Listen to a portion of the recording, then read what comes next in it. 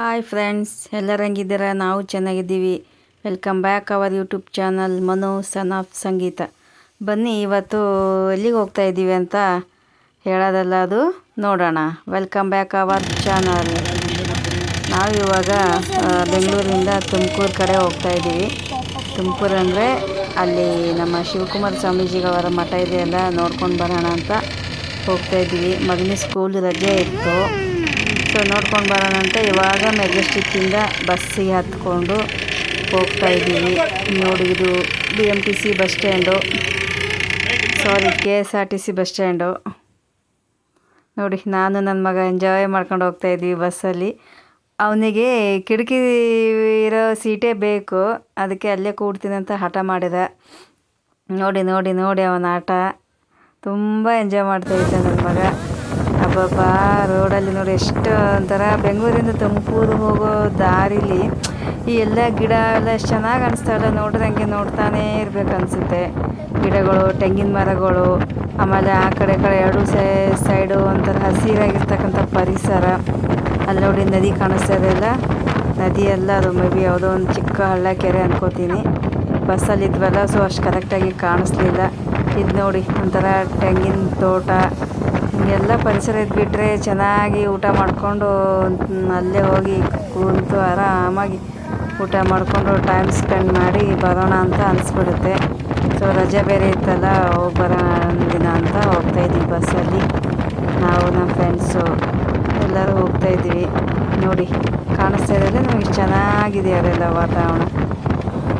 ನೋಡಿ ತೆಂಗಿನ ಮರಗಳು ನೋಡಿದರೆ ನೋಡ್ತಾನೆ ಇರ್ಬೇಕು ಅನಿಸುತ್ತೆ. ಅಲ್ಲಿ ನೋಡಿ ನನ್ನ ಮಗ ಮುಂದೆ ಮುಂದೆ ಗಾಗಲ್ ಹಾಕ್ಕೊಂಡು ಒಂಥರ ಸ್ಟೈಲಿಶ್ ಬಾಯ್ ಅವನು. ಈ ಥರ ಶೂಸು ಗಾಗಲ್ ಹಾಕೊಂಡು ಅವನಿಗೆ ಏನೋ ಒಂಥರ ಖುಷಿ ಮಕ್ಕಳಿಗೆ ಅಲ್ವಾ, ಎಲ್ಲಾದರೂ ಕರ್ಕೊಂಡು ಹೋದರೆ ತುಂಬ ಖುಷಿ ಅವನಿಗೆ. ನೋಡಿ ನಾವು ಹಿಂದ್ಗಡೆ ಹೋಗ್ತಾರೆ, ನಮ್ಗೆ ಬಿಟ್ಟು ಮುಂದೆ ಮುಂದೆ ಮುಂದೆ ಹೋಗ್ತಾ ಇದ್ದಾನೆ. ಖುಷಿ ಏನೋ ನಡ್ಕೊಂಡು ಹೋಗೋದು. ನೋಡಿ ಈ ಮಠಕ್ಕೆ ಬಂದೀವಿ ಇವಾಗ. ಎದುರುಗಡೆ ಕಾಣಿಸ್ತಾ ಇದೆ ಅಲ್ಲ, ಅದೇ ಮಠಕ್ಕೆ ಹೋಗೋ ದಾರಿ. ನಾವು ಅಲ್ಲಿ ಬಸ್ಸಲ್ಲಿ ಹಿಡ್ಕೊಂಡು ಒಂದು 5 ನಿಮಿಷ ಆಗುತ್ತೆ ಅಷ್ಟೇ. ಬಸ್ ಸ್ಟ್ಯಾಂಡ್ಗೆ ಹೋಗಲಿಲ್ಲ, ಅಲ್ಲೇ ಒಂದು ಸ್ವಲ್ಪ ಈ ಕಡೆನೇ ಹಿಡ್ಕೊಂಡು ಮಠಕ್ಕೆ ನಡ್ಕೊಂಡು ಬರ್ತಾಯಿದ್ದೀವಿ. ಇದು ನೋಡಿ ಮಠಕ್ಕೆ ಹೋಗೋ ದಾರಿ ಎಷ್ಟು ನೀಟಾಗಿದೆ ಅಂದರೆ, ಇಷ್ಟು ಕ್ಲೀನಾಗಿ ಮೇ ಬಿ ಮನೆಯಲ್ಲೂ ಇಟ್ಕೋತೀವಿ ಇಲ್ಲ, ಒಂಥರ ಪರಿಸರ ನೋಡಿದ್ರಿ ಅಲ್ಲಿ ಎಷ್ಟು ಶಾಂತಾಗಿರುತ್ತೆ. ಜನ ಬೇರೆ ಜಾಸ್ತಿ ಇರ್ತಾರೆ, ಆದರೂ ಒಂಚೂರು ಗದ್ದಲ ಇಲ್ಲ, ಒಂದು ಸ್ವಲ್ಪ ಏನು ಇರಿಟೇಟ್ ಆಗದೆ ಇರೋ ಥರ. ಜನನೂ ಕೂಡ ಒಳ್ಳೆಯವರೇ, ಅಷ್ಟು ಚೆನ್ನಾಗಿ ನಡ್ಕೋತಾರೆ. ಅಲ್ಲಿ ಬಂದರೆ ಅದು ನಮಗೆ ಅನಿಸಿಬಿಡುತ್ತೆ, ಓ ನಾವು ಈ ಥರ ನಡ್ಕೋಬೇಕಲ್ಲ, ಏನೋ ಒಂಥರ ಮನಸ್ಸಿಗೆ ಖುಷಿ. ಹಂಗೆ ಅಲ್ವಾ ಮಠಗಳಂದರೆ. ನೋಡಿ ಫ್ರೆಂಡ್ಸ್, ಇದು ಶಿವಕುಮಾರ ಸ್ವಾಮಿಗಳವರ ಲಿಂಗೈಕ್ಯ ಆಗಿರ್ತಕ್ಕಂಥ ಸ್ಥಳ. ಒಳಗಡೆ ಹೋಗಿ ನಿಂತರೆ ಏನೋ ಮನಸ್ಸಿಗೆ ಒಂಥರ ನೆಮ್ಮದಿ, ಶಾಂತ ಆಗಿರೋ ವಾತಾವರಣ. ನೋಡಿ ಒಳಗಡೆ ಜನ ಇದ್ದಾರೆ. ಮೊಬೈಲೆಲ್ಲ ಅಲೋವ್ ಇಲ್ಲ ಅಂತಾರೆ, ಬಟ್ ನಮ್ಮಂಥವರೆಲ್ಲ ಕೇಳಬೇಕಲ್ಲ. ಹೋದರೆ ಒಂದು ಸ್ವಲ್ಪ ಫೋಟೋ ಅಂತ ಅದಂತಿದಂತ ಹಂಗೆ ಮಾಡ್ತಾನೆ ಇರ್ತೀವಿ. ನೋಡಿ ಅಲ್ಲೆಲ್ಲ ಜನ ಅಲ್ಲಿ ನಿಂತ್ಕೊಂಡು, ಇದು ನೋಡಿ ಲಿಂಗೈಕ್ಯ ಆಗಿರ್ತಕ್ಕಂಥ ಸ್ಥಳ ನಮ್ಮ ಶಿವಕುಮಾರ ಸ್ವಾಮಿಗಳು. ನೋಡಿದರೆ ನೋಡ್ತಾನೆ ಇರ್ಬೇಕು ಅನಿಸುತ್ತೆ. ಅವ್ರು ಮಾಡಿರೋ ಕೆಲಸಗಳು, ಅವ್ರ ಸೇವೆ ನೆನೆಸ್ಕೊಂಡ್ರೆ ನಾವೇನೂ ಅಲ್ಲ ಬಿಡಿ ಅವ್ರ ಮುಂದೆ. ನೋಡಿ ನೋಡಿ ಅವ್ರ ಸ್ಥಳ. ಜನನೂ ಜಾಸ್ತಿನೇ ಇದ್ರು, ರಜೆ ಬೇರೆ ಇತ್ತಲ್ವಾ. ಒಳಗಡೆ ತುಂಬ ಜನ ಬರ್ತಾಯಿದ್ರು ಹೋಗ್ತಾಯಿದ್ರು. ಸೊ ಒಳಗಡೆ ಮಾತಾಡೋಕ್ಕೂ ಆಗ್ತಾ ಇರಲಿಲ್ಲ, ವಿಡಿಯೋ ಅಷ್ಟೇ ಮಾಡಿಕೊಂಡು ಮಾತಾಡ್ತಾಯಿದ್ದೀನಿ. ನೋಡಿ ಹೊರಗಡೆ ಬಂದ್ವಿ ಇವಾಗ. ನೋಡಿ ಅಲ್ಲಿ ಕಾಣಿಸ್ತಿರಲ್ಲ ಹಿಂದ್ಗಡೆ, ಅದೇ ಲಿಂಗೈಕ್ಯ ಆಗಿರ್ತಕ್ಕಂಥ ಸ್ಥಳ ಶಿವಕುಮಾರ ಸ್ವಾಮೀಜಿಗಳವರು. ತುಂಬ ಚೆನ್ನಾಗಿ ಮಾಡಿದ್ದಾರೆ. ಬಿಲ್ಡಿಂಗ್ಸ್ ಆಯಿತು, ಅದು ಕಟ್ಟಡ ಆಯಿತು, ಒಂಥರ ಏನೋ ದೈವಿಕ ಭಕ್ತಿ ಬಂದ್ಬಿಡುತ್ತೆ ಅಲ್ಲಿ ಓದಿ ಬಂದರೆ ಒಳಗಡೆ. ನೋಡಿದ ಹಿಂದ್ಗಡೆ ಬೇರೆ ಬೇರೆ ದೇವಸ್ಥಾನಗಳಿದ್ದಾವೆ. ಮುಂದೆ ಹೋದಂಗೆ ಗೊತ್ತಾಗತ್ತೆ ನಿಮಗೆ. ನೋಡಿ ಇದು ಮಠದಲ್ಲಿ ಆ ಕಡೆ ಎಲ್ಲ ಶಾಲೆ ಕಾಲೇಜುಗಳಿದ್ದಾವೆ. ತುಂಬ ದೊಡ್ಡದಿದೆ ಮಠ. ಇದು ಆ ಕಡೆ ಮುಂದೆ ಹೋದರೆ ದೇವಸ್ಥಾನ, ಈ ಕಡೆ ಹೋದರೆ ಗಾರ್ಡನ್ ಇದೆ. ಗಾರ್ಡನ್ ತುಂಬ ಚೆನ್ನಾಗಿದೆ, ತೋರಿಸ್ತೀನಿ ಆಮೇಲೆ ನಾನು. ನೋಡಿ ಇದು ಶಿವಕುಮಾರ ಸ್ವಾಮೀಜಿಗಳವರ ಒಂದು ಲಿಂಗೈಕ್ಯ ಆಗಿರುವ ಸ್ಥಳ ಇದು. ಹಂಗೆ ಮೇಲ್ಗಡೆ ಹೋದರೆ ಅಲ್ಲಿ ಸಿದ್ಧಲಿಂಗೇಶ್ವರ ದೇವಸ್ಥಾನ ಇದೆ, ಅದು ಚೆನ್ನಾಗಿದೆ, ಆರಾಮಾಗಿ ನೋಡ್ಕೊಂಡು ಬರ್ಬೋದು. ನೋಡಿ ಸಿದ್ಧಲಿಂಗೇಶ್ವರ ಸ್ವಾಮಿ ದೇವಸ್ಥಾನ ಒಳಗಡೆ ಇದೆ ದೇವಸ್ಥಾನ. ನಾವು ಒಳಗಡೆ ಹೋಗ್ಬಿಟ್ಟು ನಮಸ್ಕಾರ ಮಾಡಿಕೊಂಡು ಬಂದ್ವಿ. ಹೊರಗಡೆ ತುಂಬ ರಶ್ ಆಯಿತು, ನಿಲ್ಲಕ್ಕೂ ಬಿಡ್ತಾ ಇರಲಿಲ್ಲ ಅಲ್ಲಿ. ಹೀಗೆ ಮುಂದೆ ಮುಂದೆ ಮುಂದೆ ತಗೋತಾಯಿದ್ರು. ಜನ ಜಾಸ್ತಿ ಅಲ್ವಾ, ರಜೆ ಬೇರೆ ಇರ್ತವಲ್ಲ. ನೋಡಿ ತುಂಬ ಚೆನ್ನಾಗಿದೆ ದೇವಸ್ಥಾನಗಳಲ್ಲಿ. ನೋಡಿ ಇಲ್ಲಿ ಕಲ್ಲಲ್ಲಿ ಬಸವಣ್ಣನವರು ಆಮೇಲೆ ಶಿವಕುಮಾರ ಸ್ವಾಮೀಜಿಗಳವರನ್ನು ಮೂರ್ತಿ ಕೆತ್ತಿದ್ದಾರೆ. ತುಂಬ ಚೆನ್ನಾಗಿವೆ. ಇದು ನೋಡಿ ಶಿವಲಿಂಗ, ಆ ಕಡೆ ಬಸವಣ್ಣನ ಮೂರ್ತಿ. ಚೆನ್ನಾಗಿ ಮಾಡಿದ್ದಾರೆ ಮಠ, ತುಂಬ ದೊಡ್ಡದು. ನೋಡಿದರೆ ನೋಡ್ತಾನೆ ಇರಬೇಕು ಅನಿಸುತ್ತೆ, ಮನಸ್ಸಿಗೆ ಒಂಥರ ನೆಮ್ಮದಿ. ಅಲ್ಲಿ ನೋಡಿ ನನ್ನ ಮಗ ಬರ್ತಾ ಇದ್ದಾನೆ. ನಾವು ಬೇಗ ಇಳ್ಕೊಂಡು ಬಂದುಬಿಟ್ರೆ ಒಂದು ನಿಧಾನಕ್ಕೆ ಬರ್ತಾ ಇದ್ದಾನೆ. ಬ್ಯಾಗ್ ಬೇರೆ ಅವನೇ ಹಾಕ್ಕೊಂಡಿರೋದು ನೋಡಿ. ಬರ್ತವೆ, ಬಂದ್ವಿ. ಇದು ನೋಡಿ, ಆವಾಗಲೇ ಹೇಳಿದ್ನಲ್ಲ ಗಾರ್ಡನ್ ಅಂತ. ಅಲ್ಲಿ ಗಾರ್ಡನ್ ಒಳಗೆ ಹೋಗೋ ಅಲ್ಲಿ ಎಷ್ಟೋ ಫೀಸ್ ಇದೆ, ಸ್ವಲ್ಪನೇ ಇದೆ, ಕಡಿಮೆ ಇಲ್ಲ. ಎಂಟ್ರಿ ಫೀಸ್ ಕೊಟ್ಟರೆ ಒಳಗಡೆ ಬಿಡ್ತಾರೆ. ಅಲ್ಲಿಂದ ನೋಡಿ ಇದು ಎಷ್ಟು ಚೆನ್ನಾಗಿದೆ. ನಿಜವಾಗ್ಲೂ ಎದುರುಗಡೆನೇ ಇದ್ದಾರೆ ಏನೋ ಅನ್ನೋ ರೀತಿ ಕೆತ್ತಿದ್ದಾರೆ ಮೂರ್ತಿಗಳೆಲ್ಲ. ಋಷಿಮುನಿಗಳು ಇದು ಮಾಡ್ತಿರೋದು ನೋಡಿ. ಇದು ಒಂದು ಕಲ್ಲಿನಲ್ಲಿ ಕೆತ್ತಿರೋ ಕಪ್ಪೆ. ಇದು ನೋಡಿ ಶಿವಣ್ಣನವರ ಗಂಗಮ್ಮನ ಮಡಿಲಿನಲ್ಲಿ ನೋಡಿ ಒಂದು ಸನ್ನಿವೇಶವನ್ನು ಎಷ್ಟು ಚೆನ್ನಾಗಿ ಕೆತ್ತಿದ್ದಾರೆ. ಓದೋದೇನು ಬೇಡ, ನಾವು ನೋಡಿಬಿಟ್ರೆ ಗೊತ್ತಾಗುತ್ತೆ, ಇದು ಈ ಸನ್ನಿವೇಶ ಇದೆ ಅಂತ. ಕಥೆಗಳ ಒಂದು ಕಲೆಗಳ ರೂಪದಲ್ಲಿ ಕೆತ್ತಿಬಿಟ್ಟಿದ್ದಾರೆ ನೋಡಿ. ಉರಲಿಂಗ ದೇವರ ಅಂತ ಅವರ ಒಂದು ವಚನ ಹಾಕಿದ್ದಾರೆ, ಅವರ ಒಂದು ವಾಣಿ. ನೋಡಿದರೆ ಅರ್ಥ ಆಗುತ್ತೆ, ಓದಬೇಕು ನೀಟಾಗಿ. ಅವಾಗ ನಮಗೆ ಅವರ ಒಂದು ವಿಚಾರಗಳು ತಿಳ್ಕೊಳ್ಳೋಕ್ಕೆ ಸಾಧ್ಯ ಆಗೋದು. ಇಲ್ಲಿ ನೋಡಿ ಹಾಗೆ ಮುಂದೆ ಹೋಗ್ತಾ ಆ ಕಡೆ ಈ ಕಡೆ ಹಾಕಿದ್ದಾರೆ ಬೋರ್ಡಲ್ಲೆಲ್ಲ ನೀಟಾಗಿ. ಕಾಳಪ್ಪನ ಜೊತೆಗೂಡಿ ಶಿವಣ್ಣನವರು ನೋಡು ಅದು ಇದೆ.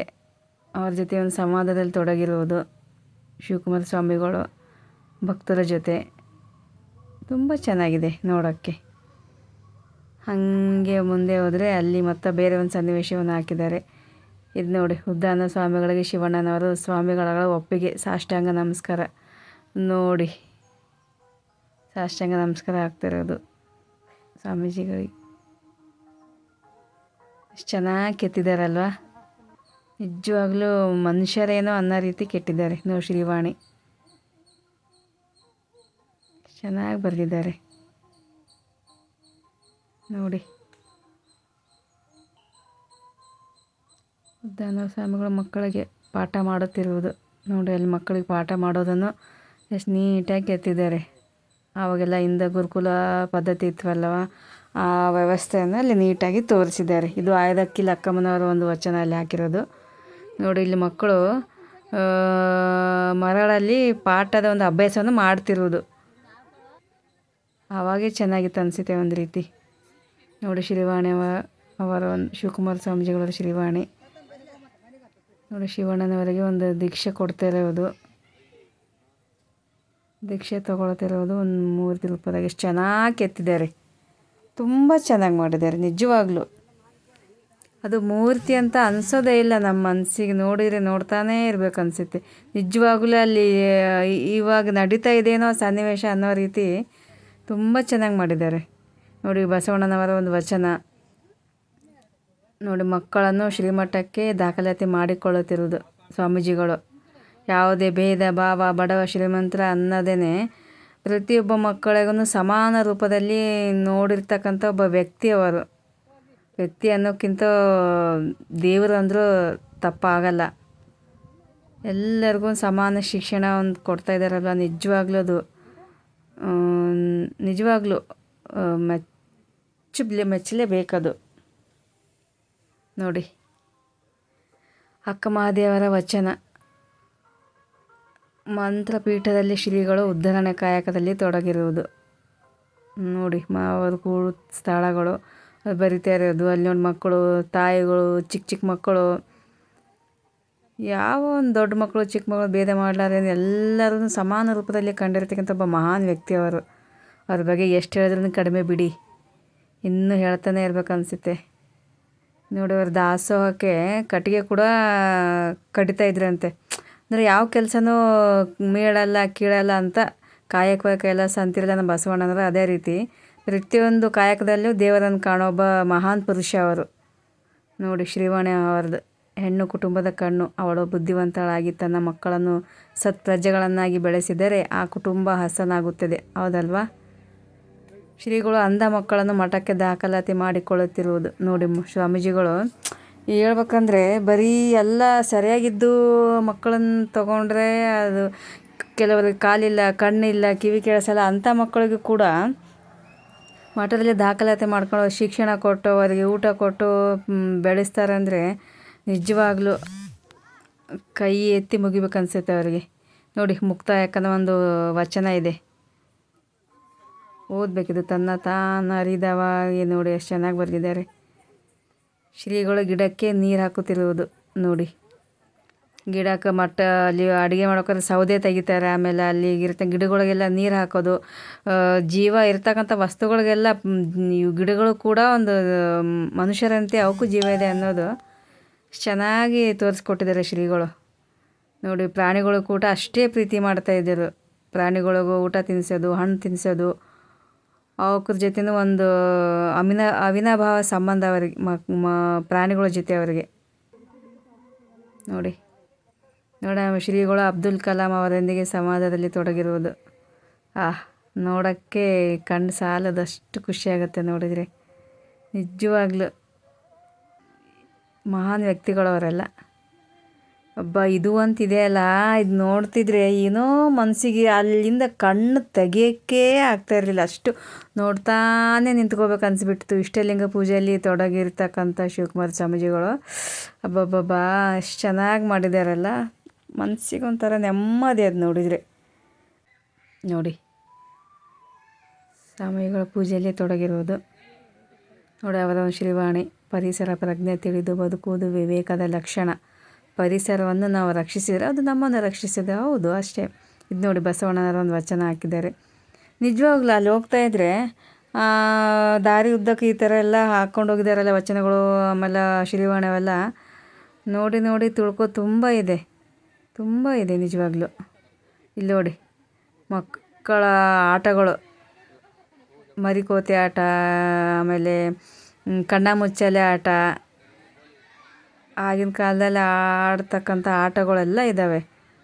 ಎಲ್ಲ ಒಂದು ನೀಟಾಗಿ ಕೆತ್ತಿದ್ದಾರೆ, ಎಲ್ಲ ನೀಟಾಗಿ ತೋರಿಸ್ಕೊಟ್ಟಿದ್ದಾರೆ ಆಟಗಳು. ಇವೆಲ್ಲ ನೋಡ್ತಾಯಿದ್ರೆ ಅಯ್ಯೋ ಎಲ್ಲೋದು ಇವೆಲ್ಲ ಆಟಗಳು ಅನಿಸ್ಬಿಡುತ್ತೆ. ನೋಡಿ ಅಕ್ಕಮಹಾದೇವರ ವಚನ, ಬೆಟ್ಟದ ಮೇಲೊಂದು ಮನೆಯ ಮಾಡಿ ಮೃಗಗಾಳಿ ಗಂಜಿದಡಂತಯ್ಯ, ಸಮುದ್ರದ ತಡಿಯಲ್ಲೊಂದು ಮನೆಯ ಮಾಡಿ. ನೋಡಿ ಎಷ್ಟು ಚೆನ್ನಾಗಿದೆ ಎಲ್ಲ ವಚನ ನೋಡಿ. ಹಾಗೆ ಮುಂದೆ ಹೋಗ್ತಾಯಿದ್ರೆ ಇನ್ನೂ ಹಂಗೆ ಮಕ್ಕಳಿಗೆ ಆಟ ಆಡೋಕ್ಕೂ ಚೆನ್ನಾಗಿದ್ದಾವೆ ಅಲ್ಲೆಲ್ಲ. ಜೋಕಾಲಿ, ಜಾರಬಂಡಿ ನೋಡಿ, ಇದೆಲ್ಲ ಒಂಥರ ಸಣ್ಣ ಮಕ್ಕಳಿಗೆ ಇಷ್ಟ ಆಗುವ ಇದು ನೋಡಿ ಎಷ್ಟು ಚೆನ್ನಾಗಿ ಕೆತ್ತಿದ್ದಾರೆ. ಮಕ್ಕಳಿಗಂತೂ ತುಂಬ ಖುಷಿ ಅಲ್ಲ ಈ ಥರ ಎಲ್ಲ ಇದ್ಬಿಟ್ರೆ. ಮಕ್ಕಳು ಅಷ್ಟೆಲ್ಲ ದೊಡ್ಡವರು ಅಲ್ಲೆಲ್ಲ ಆಟ ಆಡ್ಕೊಂಡು ಎಂಜಾಯ್ ಮಾಡ್ತಾ ಇದ್ದಾರೆ ನೋಡಿ. ಜೋಕಾಲಿ ಇದೆ, ಜಾರಬಂಡಿ. ಅಪ್ಪ ಇದಂತೂ ನಿಜವಾಗ್ಲೂ ದಾಸೋಹ ಇದೆ ಅಲ್ಲ, ನಮಗೆ ಆಶ್ಚರ್ಯ ಆಗಿಬಿಟ್ಟಿತ್ತು. ಇಷ್ಟೊಂದು ಜನ ಎಷ್ಟು ದಾಸೋಹ ನಮ್ಮ ಕರ್ನಾಟಕದಾಗಂದರೆ ಈಗ ನಮ್ಮ ಭಾರತದಲ್ಲಿ ಇಷ್ಟೊಂದು ದಾಸೋಹ ಪದ್ಧತಿ ಮೇಬಿ ಎಲ್ಲಿ ಇಲ್ಲ ಅನ್ಕೋತೀನಿ. ಎಷ್ಟು ಜನ ಅಪ್ಪ ಅದು. ಊಟ ಅನ್ನೋಕ್ಕಿಂತ ಪ್ರಸಾದ ಅನ್ನೋದೇ ಒಳ್ಳೆಯದದು. ಅಷ್ಟು ಚೆನ್ನಾಗಿರುತ್ತೆ, ಅಷ್ಟು ನೀಟಾಗಿ ಮೇಂಟೈನ್ ಮಾಡಿದ್ದಾರೆ. ಅಷ್ಟು ಜನಕ್ಕೆ ಹೊಟ್ಟೆ ತುಂಬ ಹಾಕ್ತಾರಲ್ಲ. ಭವಿಷ್ಯ ಇದು ನಮ್ಮ ಪದ್ಧತಿಯಲ್ಲಿ ಬಿಟ್ಟು ಬೇರೆ ಎಲ್ಲಿ ಇಲ್ಲ ಅನ್ಕೋತೀನಿ. ನಮ್ಮ ಸಂಸ್ಕೃತಿಯಲ್ಲಿದೆ, ನಮ್ಮ ಮಠಗಳಲ್ಲಿ ನೋಡಿ ಎಷ್ಟು ಜನ ಇದ್ದಾರೆ. ಜನ ಹೋಗೋದು ಹಂಗೆ, ಬರೋದು ಹಂಗೆ. ಅಷ್ಟು ಜನಕ್ಕೂ ಒಂದು ಸ್ವಲ್ಪನೂ ಯಾವುದೇ ಅವ್ಯವಸ್ಥೆ ಆಗದೆ ಇರೋ ಥರ ನೋಡ್ಕೋತಾರಲ್ಲ. ನಿಜವಾಗ್ಲೂ ತುಂಬ ಖುಷಿಯಾಗುತ್ತೆ. ಇಲ್ಲಿ ನೋಡಿ ನನ್ನ ಮಗ ಆಟ ಆಡ್ತಾಯಿದ್ದಾನೆ, ಚೆನ್ನಾಗಿ ಆಟ ಆಡ್ತಾಯಿದ್ದಾನೆ ಅವನಲ್ವಾ. ಖುಷಿ ಮಕ್ಕಳಿಗೆ ಈ ಥರ ಎಲ್ಲ ಆಟ ಆಡ್ಕೊಂಡು ಮನೆಯಲ್ಲೇ ಇದ್ದರೆ ಅವಕ್ಕೂ ಬೇಜಾರು. ಹೊರಗಡೆ ಹೋಗಿ ಈ ಥರ ಎಲ್ಲ ಆಟ ಆಡಿಸ್ಕೊಂಬಂದರೆ ಆಮೇಲೆ ಅಲ್ಲೆಲ್ಲ ಕೆಲವೊಂದು ವಿಷಯಗಳು ಅವ್ರಿಗೆ ಹೇಳಿದರೆ ಅವ್ರಿಗೆ ಅರ್ಥ ಆಗುತ್ತೆ ಮಕ್ಕಳಿಗೆ. ನೋಡಿ ಇದು ಯಾವ ರೀತಿ ಆಟ ಅಂದರೆ ಒಂಥರ ಮೈಂಡ್ಗೂ ಕೆಲಸ ಕೊಟ್ಟಂಗೆ, ಬಾಡಿಗೆ ಕೆಲಸ ಕೊಟ್ಟಂಗೆ, ದೇಹಕ್ಕೂ ಒಂಥರ ವ್ಯಾಯಾಮ ರೀತಿ. ಏಕಾಗ್ರತೆಯೂ ಇದೆ, ಪ್ಲಸ್ ನಮ್ಮ ದೇಹಕ್ಕೆ ವ್ಯಾಯಾಮ ರೀತಿಯೂ ಇದು ಇದೆ ನೋಡಿ. ನೀಟಾಗಿ ಒಂಥರ ಅಲ್ಲೇ ಲಕ್ಷ್ಯ ಕೊಟ್ಬಿಟ್ಟು ಆಡೋದು ನೋಡಿ. ಚೆನ್ನಾಗಿದೆ ಆಟಗಳನ್ನ ಆಟ ಆಡೋಕ್ಕಲ್ಲಿ. ಇವಾಗ ಹೋಗ್ತಾಯಿದೆ ನೋಡಿ, ಮುಂದೆ ಹೋಗ್ತಾನೆ. ಹಾಂ, ನೆಕ್ಸ್ಟು ಆ ಕಡೆಯಿಂದ ಹೋಗ್ತಾನೆ ಅದು. ಇವಾಗ ಹೋಗ್ತಾನೆ ನೋಡಿ, ಹಾಕೊಂಡು ನಿಂತ್ಕೊಂಡ್ಬಿಟ್ಟ. ಇವಾಗ ಹೋಗ್ತಾಯಿದೆ ನೋಡಿ, ಪುಟ್ಟು ಪುಟ್ಟು ಪುಟ್ಟು. ಮಕ್ಕಳು ತುಂಬ ಚೆನ್ನಾಗಿ ಎಂಜಾಯ್ ಮಾಡ್ತಾಯಿದ್ರು ಅಲ್ಲಿ. ಮಕ್ಕಳು ಅಂತ ಅಲ್ಲ ಬಿಡಿ, ದೊಡ್ಡವ್ರು ಕೂಡ ಎಷ್ಟು ಖುಷಿ ಖುಷಿಯಾಗಿದ್ರು ಅಂದರೆ ನೋಡೋಕ್ಕೆ ಚೆಂದ ಅಲ್ಲ. ಎಲ್ಲ ಟೆನ್ಷನ್ಗಳು ಚಿಂತೆಗಳು ಎಲ್ಲ ಬಿಟ್ಟು ಆರಾಮಾಗಿ ಈ ಥರ ಮನಸ್ಸಿಂದ ಖುಷಿಯಾಗಿ ಜೀವಿಸೋದಂದರೆ ಇದೆ ಅನ್ಕೋತೀನಿ ಭವಿಷ್ಯ. ಈ ಥರ ಎಲ್ಲ ಆಟಗಳು ಆಡ್ತಾ ಇರೋದು ನೋಡಿಬಿಟ್ರೆ, ಅಥವಾ ನಾವು ಆ ವಾತಾವರಣದಲ್ಲಿ ಹೋದರೆ ಎಂಥ ಚಿಂತೆ ಆದರೂ ಮನಸ್ಸಲ್ಲಿ ಬರೋಲ್ಲ, ತಲೆಯಲ್ಲೂ ಬರೋಲ್ಲ. ಅಲ್ಲಿರೋಷ್ಟು ಟೈಮು ಆರಾಮಾಗಿ ನೆಮ್ಮದಿಯಾಗಿ ಕಳಿಬೋದು ನೋಡಿ. ಚೆನ್ನಾಗಿ ಆಟ ಆಡ್ತಾ ಇದ್ದಾನೆ.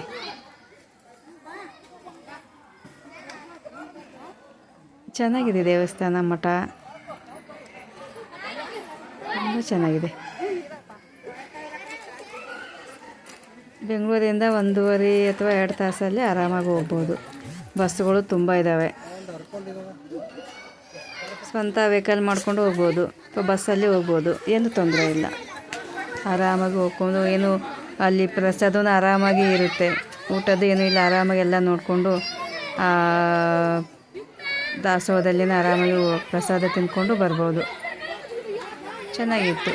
ಪಲಾವು, ಅನ್ನ ಸಾಂಬಾರು, ಮಜ್ಜಿಗೆ, ಪಾಯಸ, ಹೊಟ್ಟೆ ತುಂಬ ಕೊಡ್ತಾರೆ. ಅದು ತೃಪ್ತಿ ಆಗುವವರೆಗೂ ಆರಾಮಾಗಿ ತಿಂದ್ಕೊಂಡು ಎಲ್ಲ ನೋಡಿಕೊಂಡು ಬರ್ಬೋದು. ಚೆನ್ನಾಗಿದ್ದಾವೆ ಅಲ್ಲಿ ಹೋಗೋಕ್ಕೆ, ತುಂಬ ಚೆನ್ನಾಗಿದೆ ನೋಡಿ. ಅದೊಂದು ಸ್ಟೆಪ್ ಇದೆ. ಮಕ್ಕಳಲ್ವಾ, ನಾನಿ ಅಂತ ಇದ್ದಾರೆ. ಇವಾಗ ನೋಡಿ ಹೋಗ್ತಾ ಇದ್ದೀನಿ. ಮಲಗಿರು ಹಬ್ಬ ಮುಗಿಸಿದ ಅಂತು. ಮತ್ತೆ ರಿಟರ್ನ್ ಬಂದಿಯಾ? ಓಕೆ ನೋಡಿ.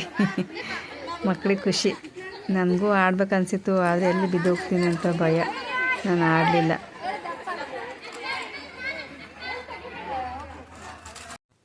Okay, bye friends. ನಮ್ಮ ಚಾನಲನ್ನು ಸಬ್ಸ್ಕ್ರೈಬ್ ಮಾಡ್ಕೊಳ್ಳಿ ಮತ್ತು ನಮಗೆ ಸಪೋರ್ಟ್ ಮಾಡಿ. Thank you friends.